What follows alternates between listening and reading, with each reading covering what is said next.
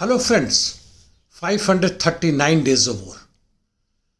The video you are watching in the background, I had posted it 2-3 days earlier also, but again reposting, where you can see 40,000 children, even at the age of 5 to 7 years, working in cobalt mines in Democratic Republic of Congo and earning less than $2 per day. By the way, DRC has the largest cobalt deposit in the world.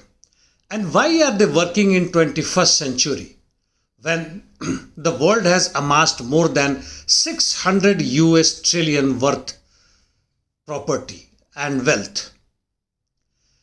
The insatiable, beastly lust for the profit is leading to this situation today, not only in Congo but in rest of the world, including even in the USA and India.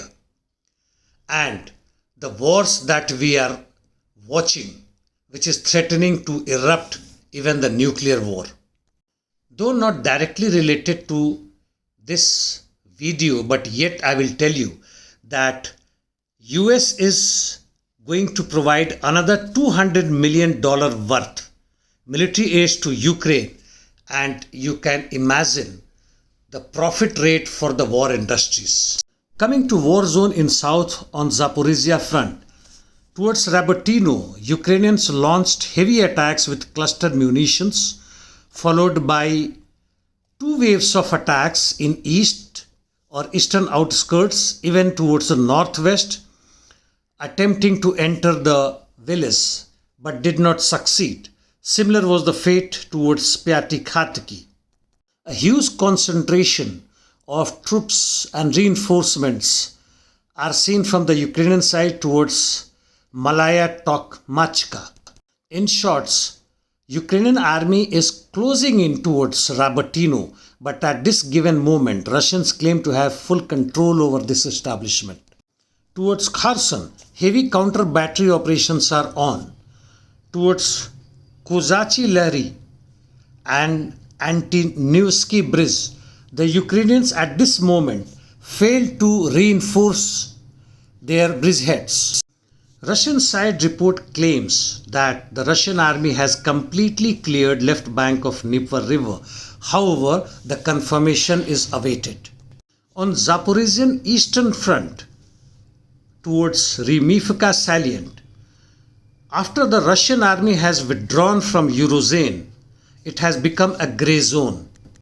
Central and southern Ukraine is still under the control of Russian artillery, though not directly by their forces. Looking at the fresh reinforcements by the Ukrainians, it seems that they will start fresh attacks towards Pryutne and even towards Staromayorsky and Novodonetsk.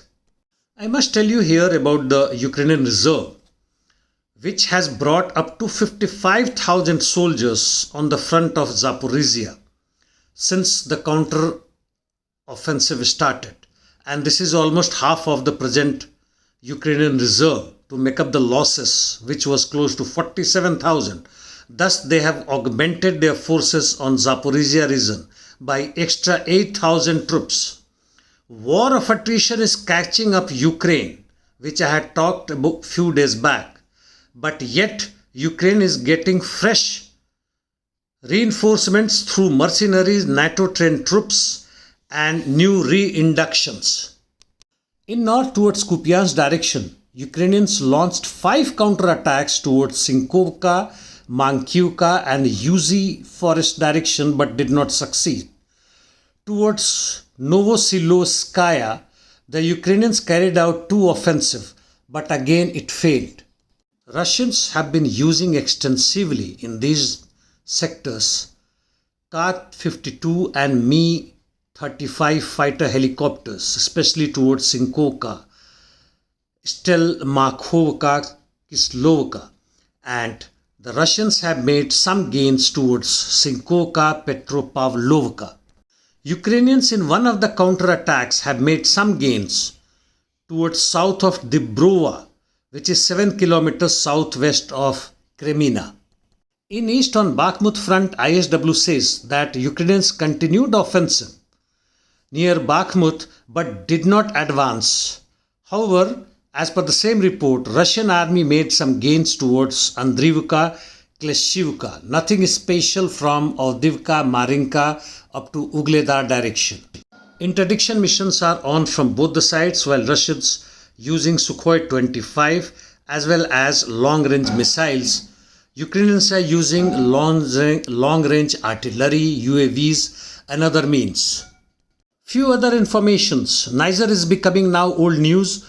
Nonetheless, its military government has agreed to talk with ECOWAS. South Africa, in a surprise statement, has said that BRICS acts in interest of the developing world.